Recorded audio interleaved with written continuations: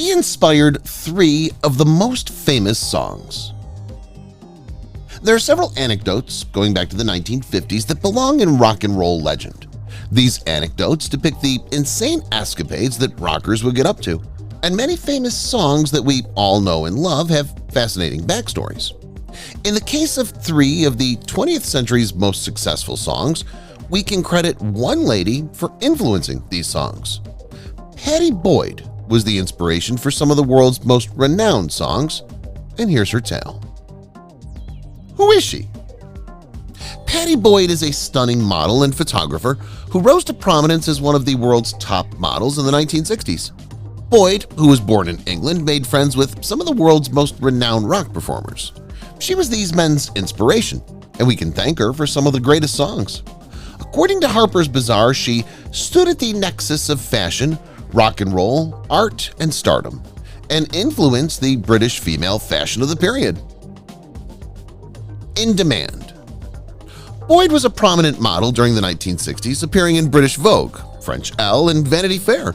She became a spokesperson for both L'Oreal and Smith's. Boyd was also featured in Tatler, where she collaborated with renowned photographer Jean Lopsif.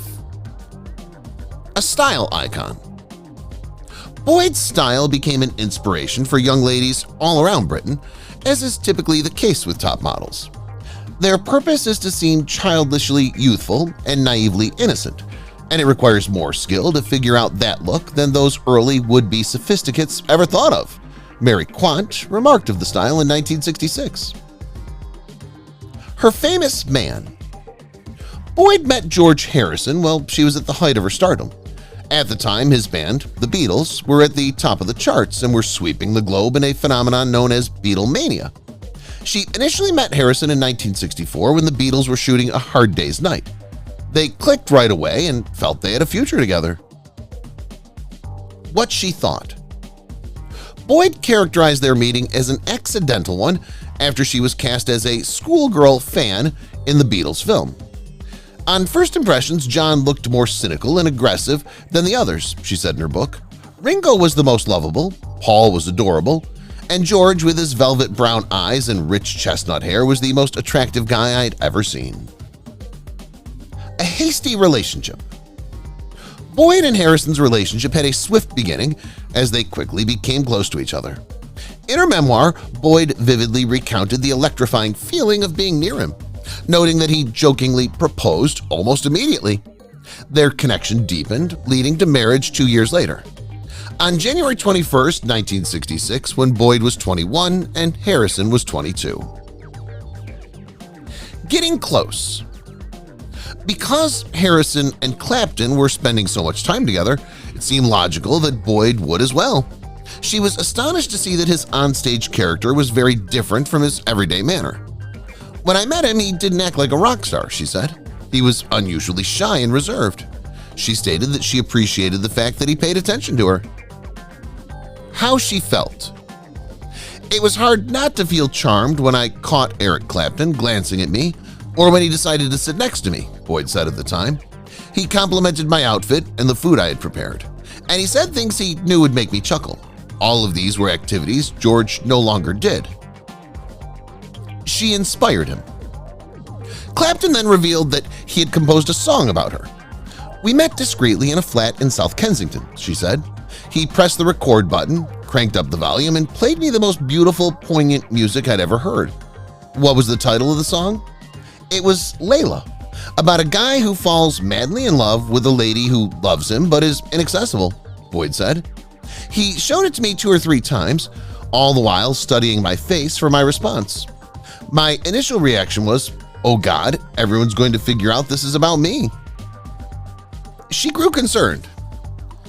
I was married to Eric's closest friend, George Harrison, but Eric had been making his love for me apparent for months, Pattie said at the time. I was uneasy because he was pushing me down a path I wasn't sure I wanted to take. The song got the better of me when I realized I had sparked such passion and ingenuity. Giving in to desire. Boyd ultimately conceded. I could no longer resist. She realized she was in love with him that night. She attended a party that Cream's manager, Robert Stigwood, was hosting without Harrison. That was the start of a romance with Eric Clapton. George showed up. It was a terrific party, and I felt delighted by what had transpired earlier in the day, but also very guilty, Boyd said. George emerged in the early hours. He was depressed, and arriving at a party that had been going on for many hours and where the majority of the participants were high on drugs didn't help his attitude. Clapton's confession. Harrison kept asking, "Where's Patty?" but no one appeared to know. He was ready to depart when he saw me and Eric in the garden. It was growing bright and hazy outside. George approached and said, "What's going on?" "I have to tell you, Guy, that I'm in love with your wife," Eric remarked, shocking me. Making her choice. Boyd was taken aback by Clapton's sudden admission. "I wanted to die," she said. George was enraged. He turned to face me and said, "Are you going with him or coming with me?"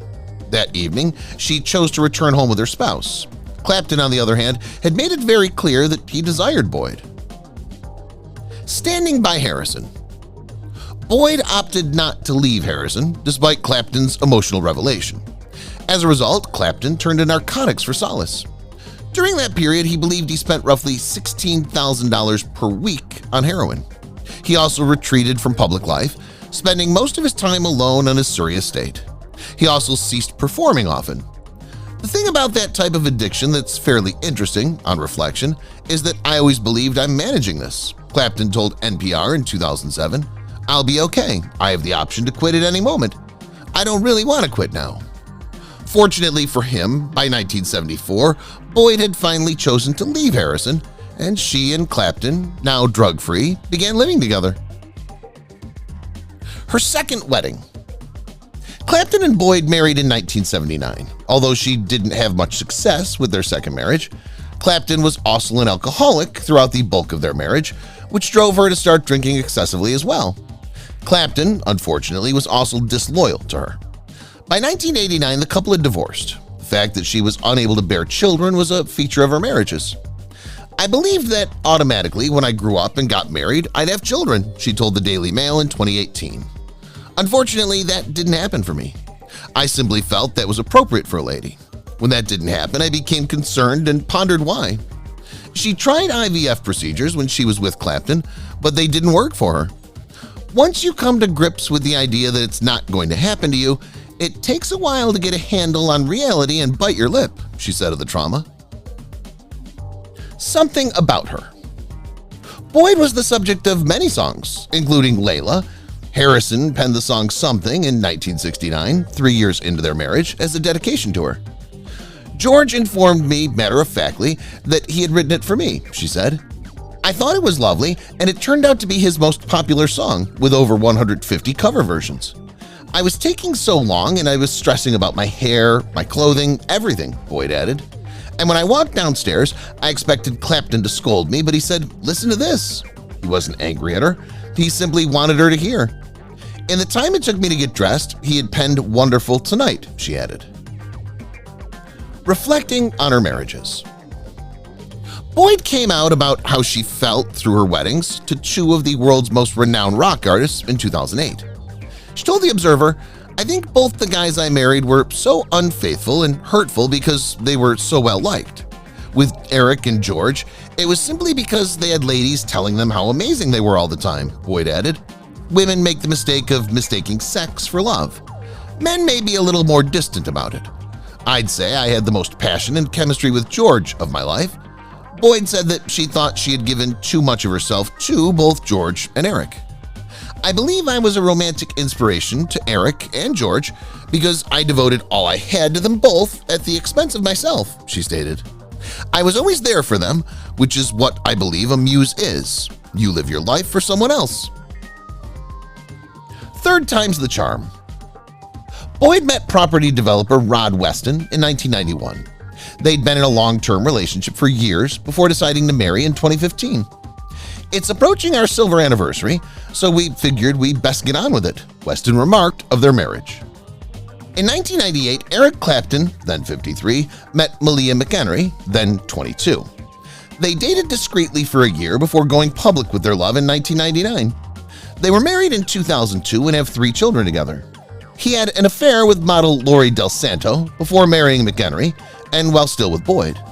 She became pregnant and gave birth to Connor, her and Clapton's son, in 1986.